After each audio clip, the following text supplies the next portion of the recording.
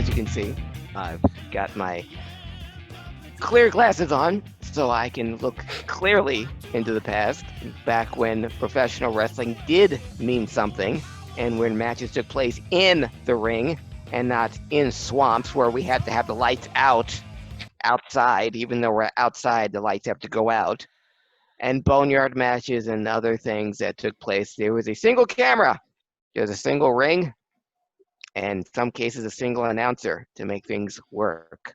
We're going to go back in time where territories ruled the world, where cable TV meant you could watch more than one wrestling shows at a time, or more than one in one day. Titles were called belts, and sports entertainment was professional wrestling. We're going to go back to July 14th, Dan, and I want you to imagine something, and I want all of our listeners to imagine something. Today is Wednesday, right? And where we have uh, we are another wrestling day that we can watch our favorite wrestling, whatever wrestling you prefer. But imagine, Dan, you go to watch NXT and you turn on the TV and you turn to NXT, but instead TNA Impact comes up. That's what occurred on July 14th, 1984. Oh. So wrestling fans will always be known as Black Saturday. I always am on the lookout for what other topics could be held in Dark Side of the Ring. Well, this is one. July 14th, 1984, Freddie Miller, a longtime NWA announcer, turned the microphone over to a young Vince McMahon, much to the shock of everyone in Georgia, because this was the time slot at 9:05 Saturday morning, July 14th, where Georgia Championship Wrestling would begin. But there was Vince McMahon, the elite announcer for the WWF, there to take over in that time slot. Fans were outraged, of course, and it led to a really dark turn, depending on who you ask, in professional wrestling. Now, the seeds of this took place. See, Vince and the WWF had a national cable outlet called USA, a relationship they still hold to this day. Well, in the NWA, the first territory to have its own national cable TV outlet was Georgia Championship Wrestling. That was in 1976. And in 1981, when it went national with TBS, it was the first NWA territory to have its own national time slot. And Vince wanted to expand. This is the beginning of Hulkamania, which is only a couple of months old at this point, after Hogan won the title in 1984. And Vince wanted to expand, so he went to Ted Turner first, and Ted turned him down flat. Said, "No, I'm not going to sell, TBS to you. That's my baby." But unbeknownst to Vince and even to Ted Turner at the time, all was not well in Georgia Championship Wrestling. Ole Anderson was running roughshod, not running roughshod, but he was rubbing people the wrong way with some of his angles and some of the way he wanted to shoot Georgia Championship Wrestling and the kind of the hold that he had on it. So Vince went to the other shareholders in Georgia Championship Wrestling, namely Jim Barnett and Jack and Jerry Briscoe. And Vince, that silver-tongued devil, talked Barnett and the Briscoes into selling their shares to Vince. So Vince became the majority shareholder in Georgia Championship Wrestling. Thus, Vince was able to occupy that time slot, that coveted 9:05 a.m. time slot Saturday mornings on Georgia Championship Wrestling. What Ted Turner didn't know, though, was Vince would go back on his word, because in that time slot, Vince would show old WWF shows from the USA Network, or snippets from matches that took place at the Boston Garden or Madison Square Garden or the Spectrum in Philly, and interviews to build up his brand of WWF. And this was against Vince's original deal, was to have original programming on TBS. There was no original programming. And ratings began to sink. Well, not began, it sank right away. because the day that it happened, July 14th, 1984, thousands of calls came into the TVS switchboard, wanted to know where was their beloved Georgia Championship Wrestling, and even more importantly, where was Gordon Soley? Yeah. Because that's who the people miss the most. We talked in a previous HIAC Talk Radio about how beloved we are of Bill Mercer and world class. Well, times that by 10, and you have Gordon Soley, maybe the most trusted voice in professional wrestling at the time. Now, his whereabouts were still haven't really been discussed. Rumors was that he heard about the takeover and quit immediately.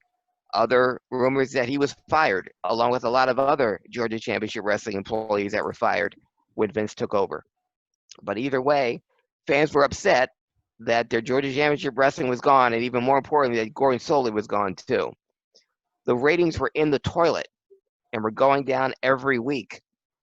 That WWF was on the air, and they changed the name from Georgia Championship Wrestling to WWF Georgia Championship Wrestling.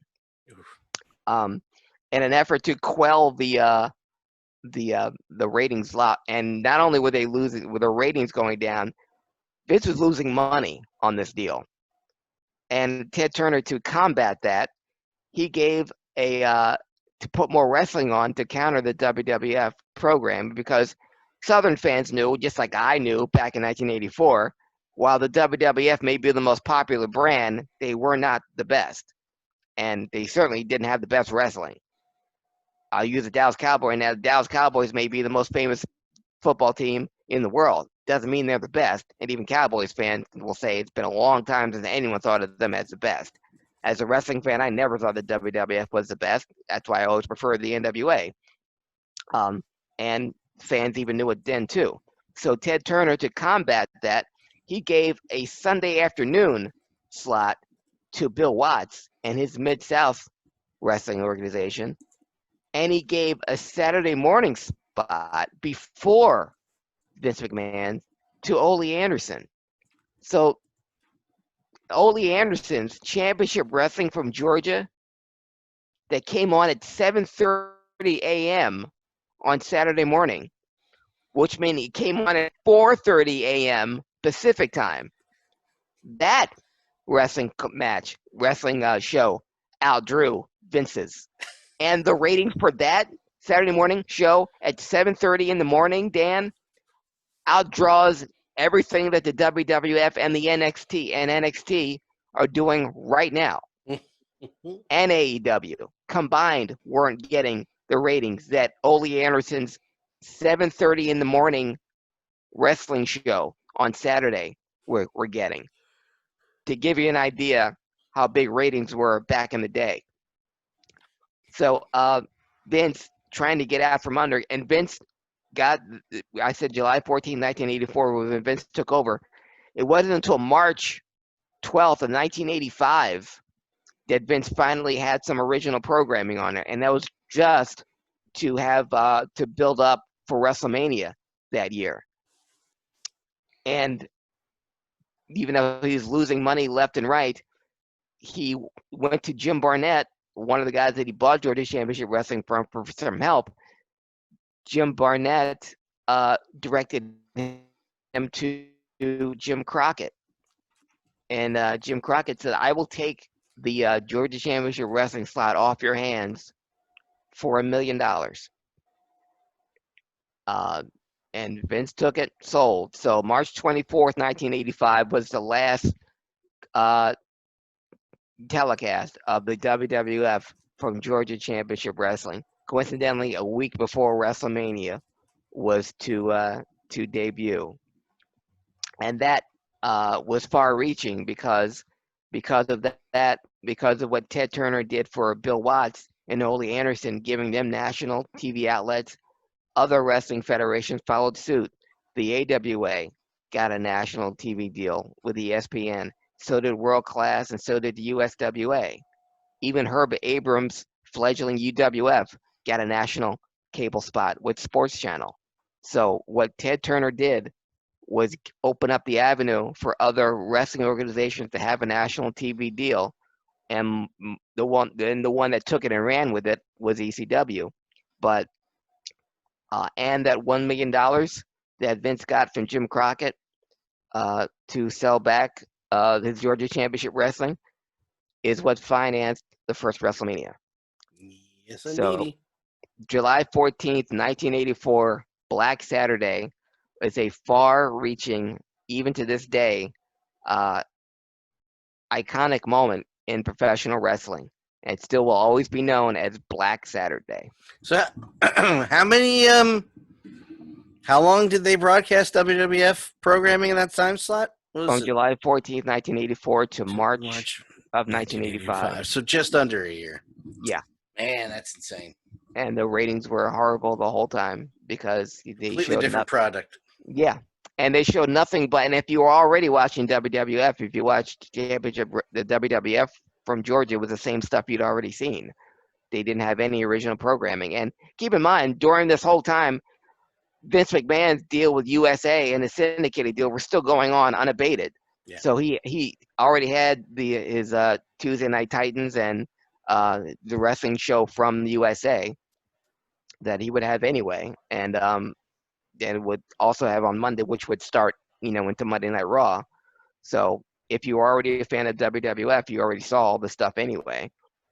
So it was just, and it really clearly showed how fans in Georgia, how they like their particular type of wrestling and how much they love Gordon Soley, and how the WWF wrestling, even though they saw themselves as superior, very much inferior to anything that was happening in Georgia or the Mid-South or in world class. WWF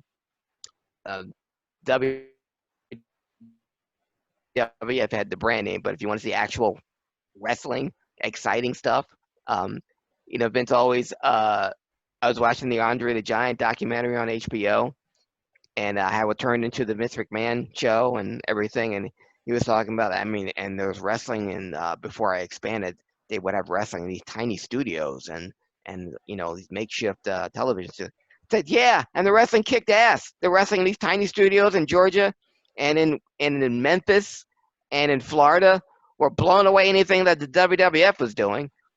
I don't see Ted DiBiase getting 7 pile drivers from Terry Gordy on a WWF show.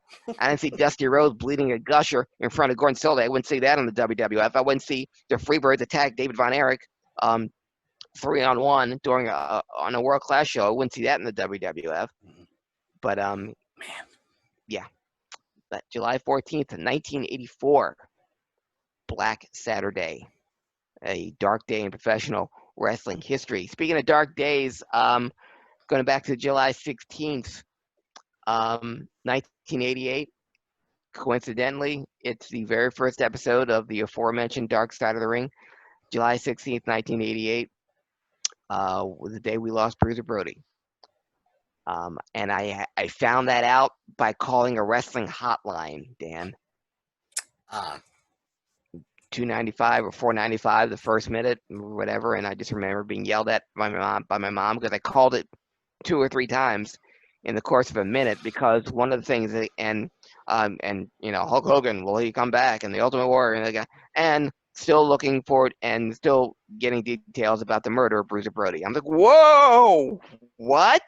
Well, it's very nonchalant too. Oh, also Bruiser Brody was murdered, but yeah, I think first Bruiser Brody's dead, and then he was murdered, and then I found out how and the who, and there was no, and the death of Bruiser Brody is the epitome of no justice, no peace. And how we live in a world, especially in 2020, where we're seeing people being dragged off the streets by unmarked cars and unmarked military. That's fine, though. I'm so glad the people with the Second Amendment standing up to the tyrannical government is stepping in there for you. Good. Mm-hmm. But cut back to 88. We live in a world where people are getting summonses for a court case that had already happened and the decision was already made, and that was allowed to happen. Still blows me away. It blows me away the Puerto Rican wrestling fan base.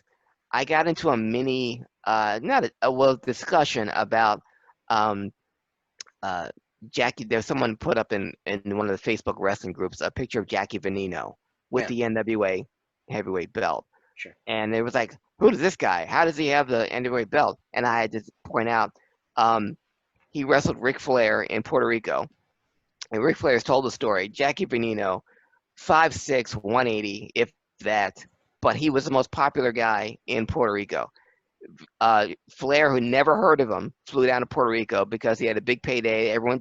And going to Puerto Rico in the 80s was a vacation. Wrestlers took their wives, and their girlfriends and their families because they have a nice payday, Unless you're beautiful Bret Hart. beaches down. Unless you're Bret Hart, beautiful people, I mean, beautiful, a beautiful island and a great getaway, great payday. Carlos Colon was very good.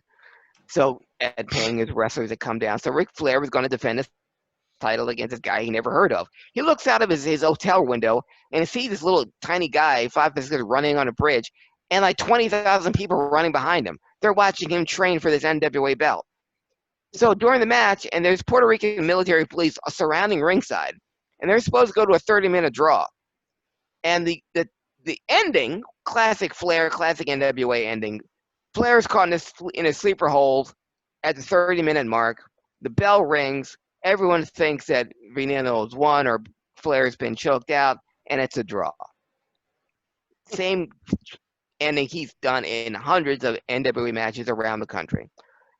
Can't do that in Puerto Rico because everyone thinks that Jackie Veneno's won. And because if he said, well, they said it was a draw, and the fans went crazy, rioting, storming the ring. Flair told the announcer, say that Jackie won. Give him the belt. I need to get out of here. They did that, announced that Veneno had won the NWA belt.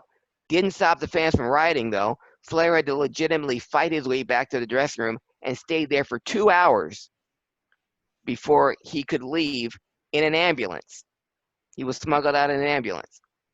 But he left the NWA belt in Santo Domingo for fear of his life. When he came back to regain it, he brought Roddy Piper with him. Even though he and Roddy Piper were feuding in the Mid-Atlantic area, he brought Piper as his backup because he knows how rough the Puerto Rican crowds were. Piper he was going to interfere, and when he did, the Puerto Rican guards with a rifle stopped him. So even the security that had semi-automatic rifles were on the side of Jackie Veneno and cheered for were on the side of the faces. Cut to Bruiser Brody terrorizing fans just like he did in Japan, just like he did in Texas, just like he did anywhere, swinging that wild chain. So fans hated him. Fans were afraid of him. To the point where a man named Jose Gonzalez could stab him in the shower and there wouldn't be any, and would pretty much gut him, and there wouldn't be any help for him because the ambulance drivers and just like the medical staff and everyone knew who he was afraid of him. And the Puerto Rican fan base was so ingrained, the wrestling was so ingrained about good guys and bad guys. Jose Gonzalez never took the stand in his own defense. His lawyer just claimed self-defense. And because everyone was so afraid of Bruiser Brody, and because wrestling in Puerto Rico is such a time-honored traditional thing, that's all anyone had to say was this big guy came after me, and I was afraid, so I had to kill him. Oh, well, you're not guilty. It's Bruiser Brody. We're afraid of him. We're all afraid of him. We're afraid for you, Jose. You did the right thing. So Dutch Mantel, who was there, was told he could testify, was only told after the trial was over. Tony Atlas was also there. The rumor still stands, and I agree, and I believe it, that he was told not only if he testified, but if he ever came back to Puerto Rico, he'd be killed. Yeah, but that kind of stuff isn't covered up in wrestling. Oh, no. No.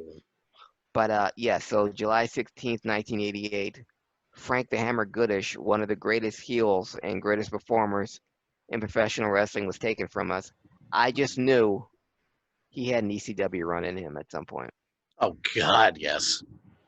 God, can you imagine in 1998 or 97? Or no, it was 96. Sorry, I'm getting the years wrong. That Terry Gordy could have been in the company at the same time as Bruiser Brody. Wow. You And know, can you imagine the Cactus Jack Bruiser Brody matches?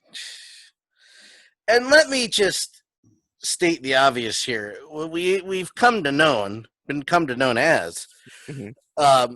Bruiser Brody was a difficult creature. Yeah. That does not justify his murder. Shut No, up. exactly. I saw that when a lot of people talk about, well, he was not a nice person when that episode aired. I'm like, he was murdered. Yeah. I could see, beating the crap out of him because you Hmm. finally get tired of his bull crap. I mean, somebody can only say something about you over and over again before you snap and do something about it.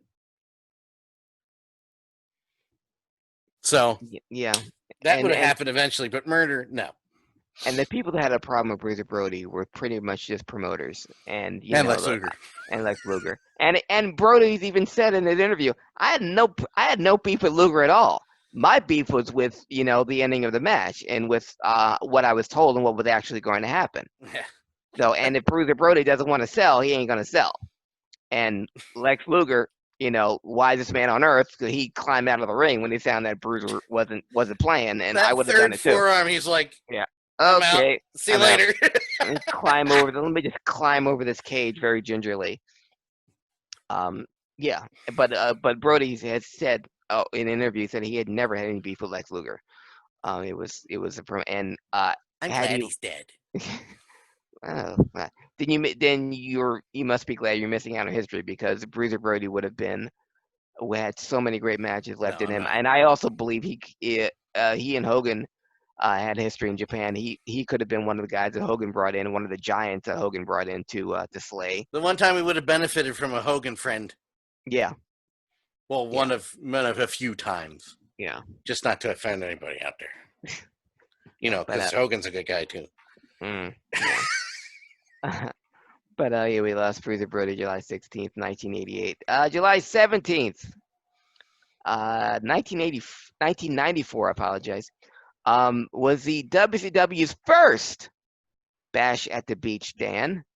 And it was also the first WCW pay-per-view for Hulk Hogan. And it was also the first time that Hulk Hogan wrestled Ric Flair one-on-one in a pay-per-view. They had 2 years to do it in the WWF, and they wrestled one-on-one in nothing but house shows with no cameras, and not even on television did they wrestle each other one-on-one. So the first Hulk Hogan versus Ric Flair match, which was 10 years in the making on pay-per-view, took place July 17th, 1994 at WCW's first Bash at the Beach.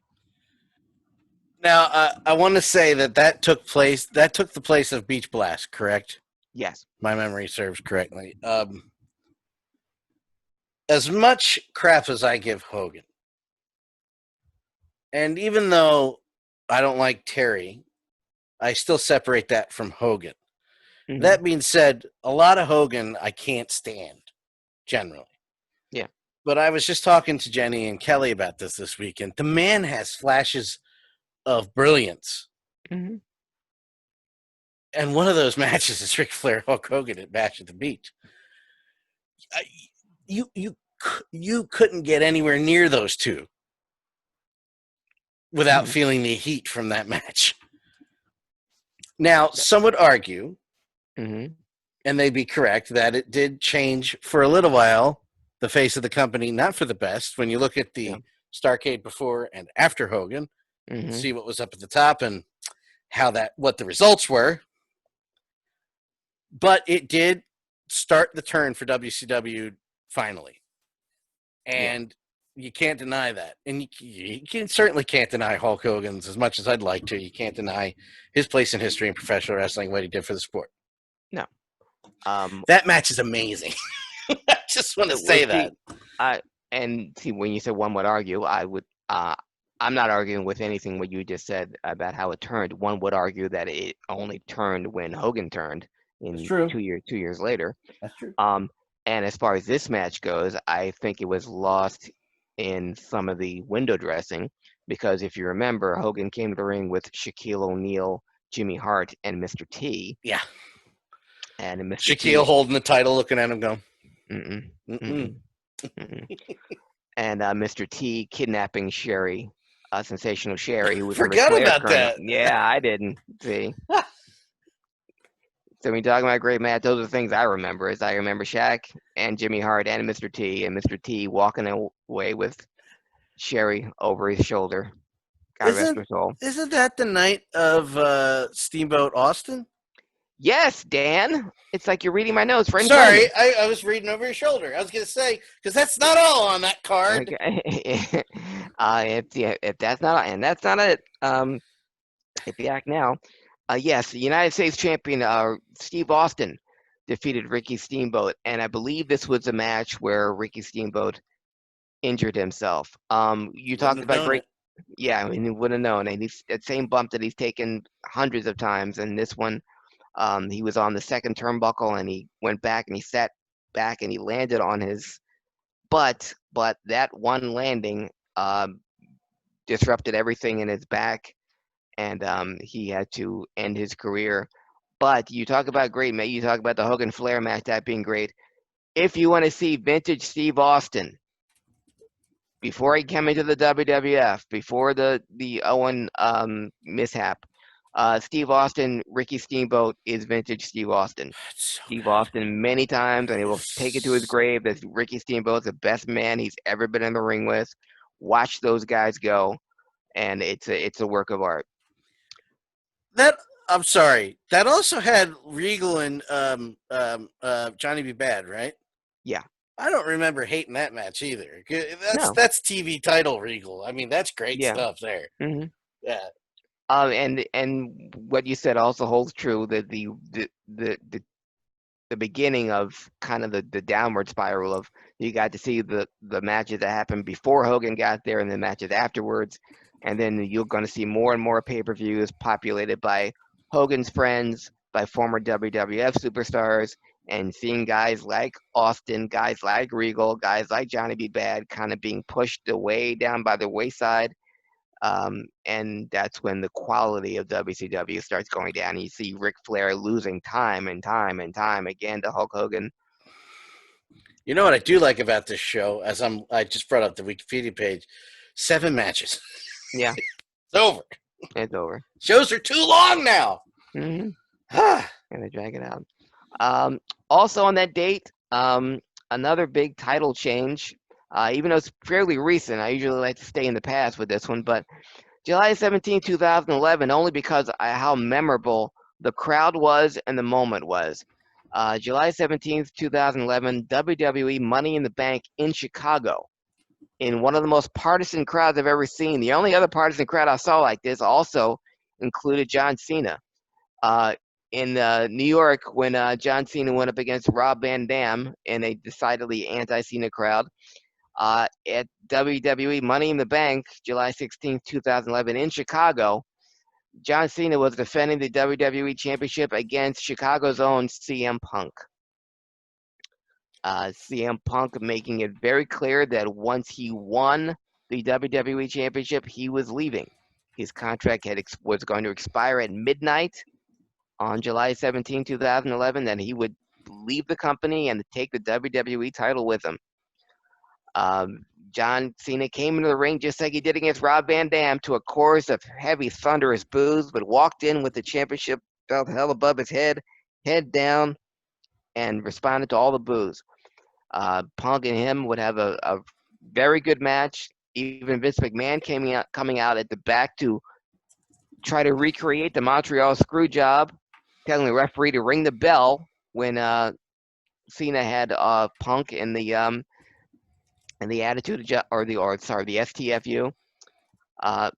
Punk would prevail, would win the WWE title, would exit Chicago through the crowd, and in one of the more memorable title reigns, and in one of the great angles. And it's the last time I have to go back almost less than 10 years yeah. when I actually cared. I think they could have milked. I think that's one of the few things they botched. I think they could have milked that. Yeah, it was right away he came out, He right? came back a week later. Yeah. Yeah, if they had kept him out until SummerSlam, you could have sold out a stadium. I remember it's in the histories of HIAC Talk Radio. Hmm.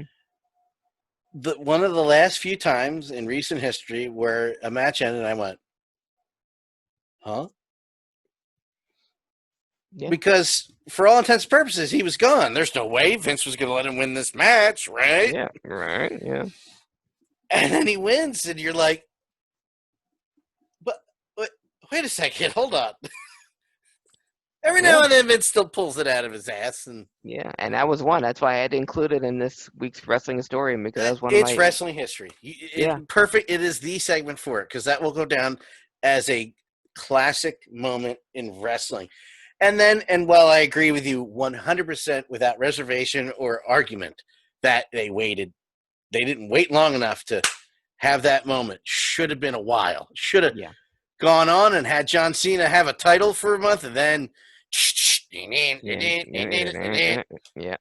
But still, if you listen to that crowd. Yes, the crowd. That's just what I was going to say, Dan. Dude, that's what I miss the most when I talk about things that not just what in the past, but the heat from that crowd. The heat they had towards Cena, who was the company's top babyface. They walking in Chicago against Punk. You know, he knew how to read the room and he acted accordingly. He didn't act like a heel, but he acted like he knows that he's in enemy territory.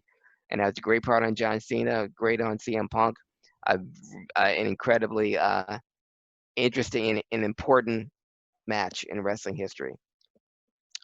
Speaking of wrestling history, Dan, staying on that date, July 17th, do you know who was born in West Baden, Germany on that date? What year? This is 45 years ago. No. In July 17th. I thought you would have taken off from work for that day. Because in Wiesbaden, Germany, 45 years ago, July 17th. Go ahead. Happy belated birthday to Daphne. I forgot she was born in Germany. That's how I knew I'd get you. Happy birthday to my Twitter follower, Daphne. You got her. Don't know how. Well, I do know how, and thank you, old friend. I'm not allowed to talk about it anymore. But thank you, old friend. Welcome. Happy belated. Somebody was giving her crap about her work, and I replied to that guy, telling him basically he was an idiot, and she retweeted my tweet, thinking I was on his side, and I was like, no, hold on a second. And that was quickly rectified, where I was apologized to 1,000 times, and I didn't want that apology 1,000 times. And just to say that my heart grew 3 sizes that day, and not due to the fact that I eat a lot of food. Well, happy belated birthday, Daphne. Sorry, are you happy that I got it eventually? Like, No, I wanted to be the one to tell you, so I could see the look on your face when you realized. Because the crazy kind of a-hole that was like, I could see it on her Wikipedia page. I'm like, oh yeah, I know what you're talking about. July 18th. Wait a minute, did I miss one? I think I missed one. Oh, I'm sorry. Yes, July 18th. I apologize. Big day for title wins, historic title wins. July 18th, 1980. Dan, in Minneapolis, Minnesota. Yes. Real quick about Daphne, she does cameo, and my birthday is August 16th. Just wanted to let everybody know that. Thanks. Continue, please. Little plug. Sorry, I just wanted to get that out there. Again, that Daphne does cameo, and my birthday is August 16th. Thank you. Okay. So now you know what to get Dan for his birthday. Everyone, Daphne, including cameo, Daphne. August 16th. Boom. July 18th, the day of historic title wins. July 18th, 1980, Vern Gagne defeated Nick Bockwinkel for his 10th and final AWA championship. Wow. For him to hold that belt for another 10 months before retiring as champion.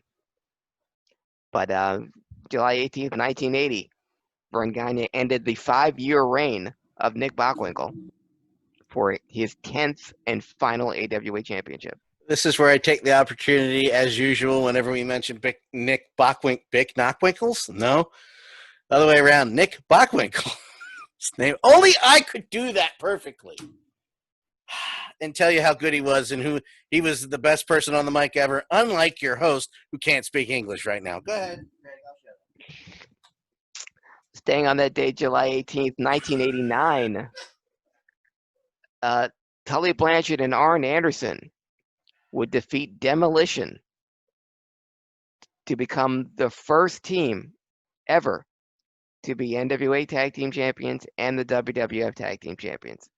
Wasn't the Road Warriors, wasn't the Dudleys. Then the Tully and Arn won their first and only WWF Tag Team title. Insane. Yes. And that ended Demolition's first title reign, too. But Tully and Arn, when they won the WWF Tag Team Championship, they became the first team to ever hold the NWA Tag Team titles and the WWF Tag Team Championship. I have a question. Yes. Mr. Historian, Professor. Teach me, oh, Professor. Been watching, as I said, I'm in the midst of Demolition and Road Warriors right now. Mm-hmm. Why does Barry Darso make faces the entire time with the promos? That was the Ed Sharkey training.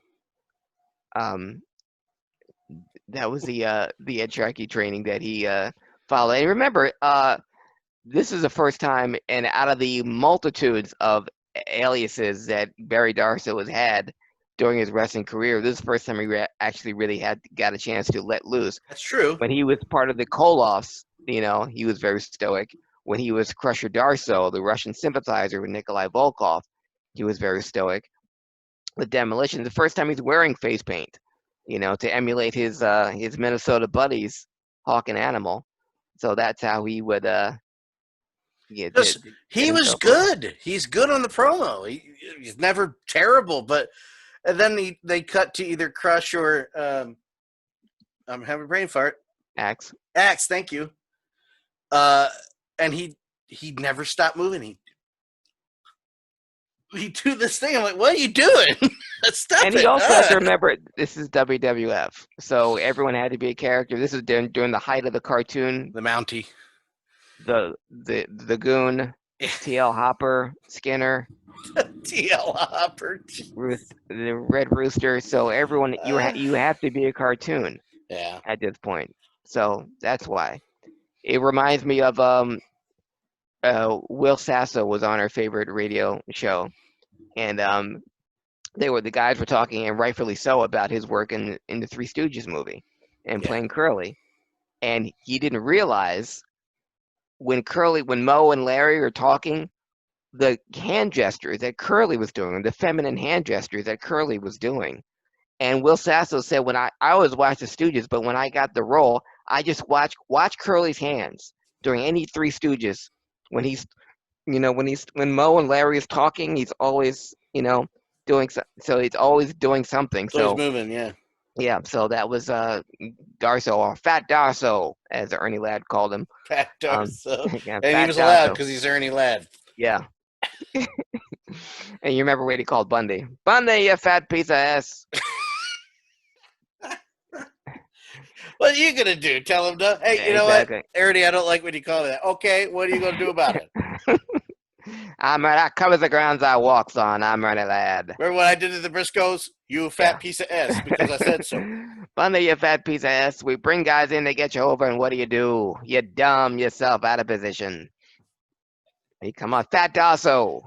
Fat Darso. He wasn't even that fat. No, it didn't matter. He just called Fat Darso. You piece of crap.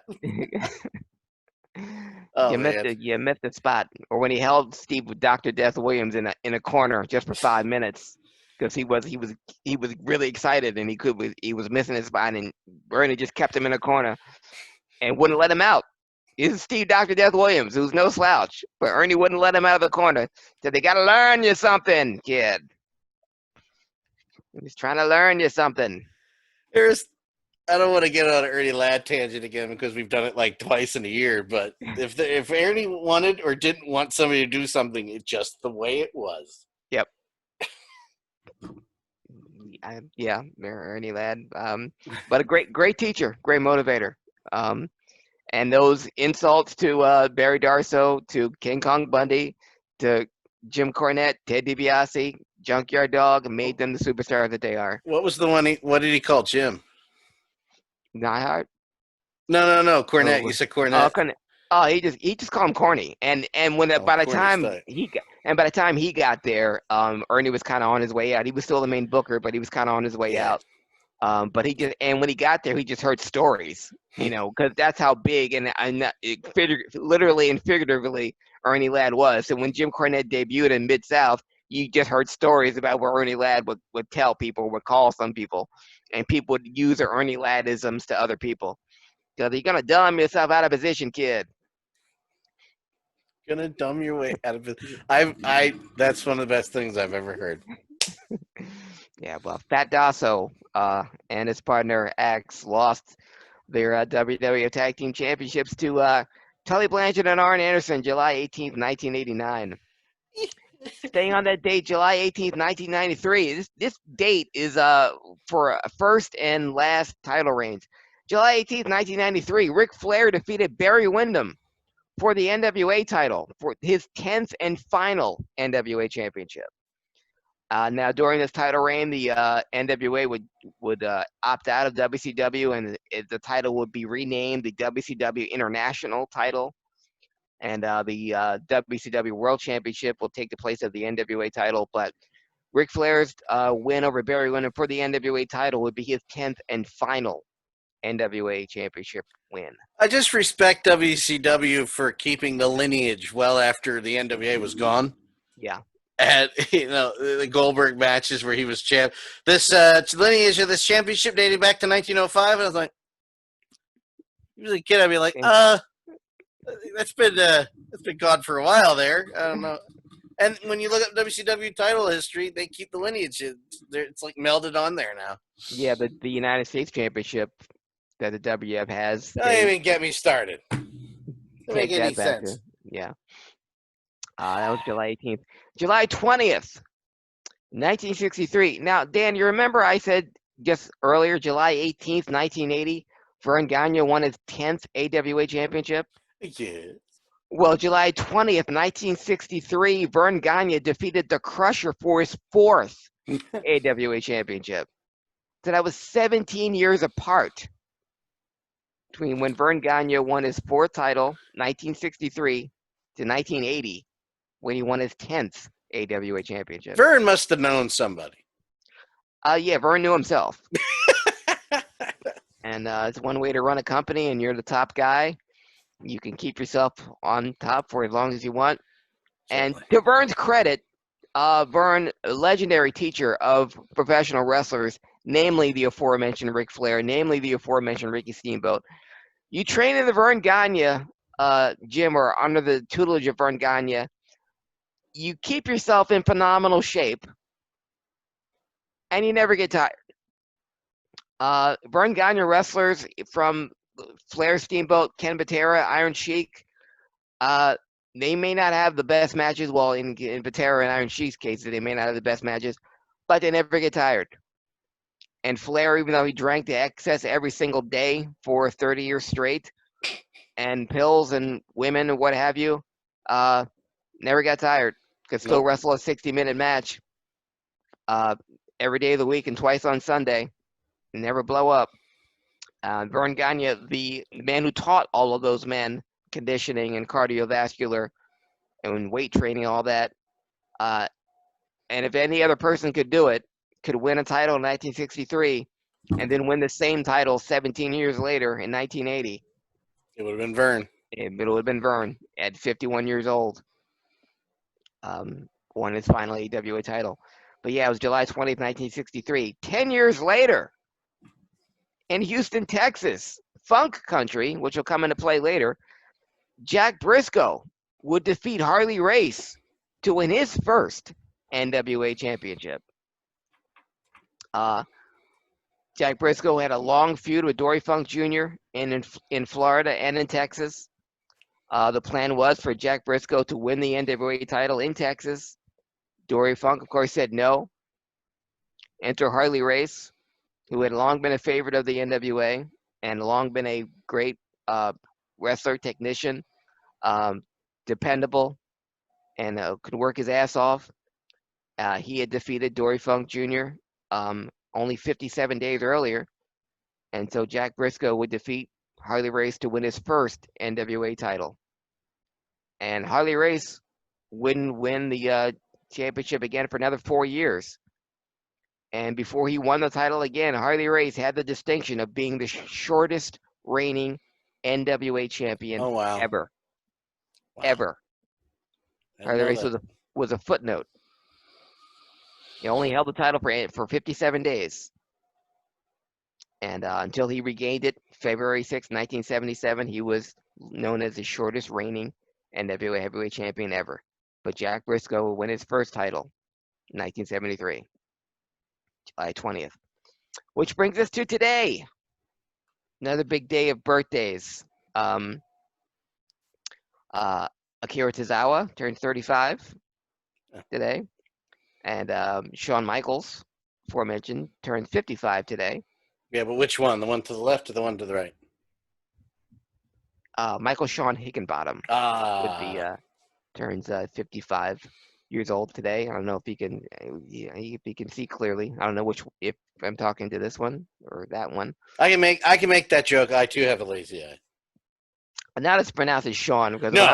when I was watching that Undertaker documentary, I had to kind of watch it like this. I had to just listen to his voice. And if you want a good follow on Twitter, wrestling fan, Shawn Michaels lazy eye. No, that's not a thing. Yeah, it is. It's like Hope Solo's butthole. Yes. I have to look that up. Shawn Michaels lazy eye. It used to be that bad, but I wore bifocals to straighten the hell out of it. Okay. Yeah, I didn't. Before you told me, I didn't even know. Other birthdays. I have to look this up. Posthumously, David Von Erich would have been 62 today. Wow. And had she lived, and I wasn't betting against it, but Lillian Ellison, the fabulous Moolah, would have been 97 years old. Well, I'm glad she wasn't alive for all the stuff that came out about her earlier. You know? Yeah. And on this day, 1994, after 16 hours of deliberation, a jury found Miss McMahon not guilty of conspiracy to distribute steroids.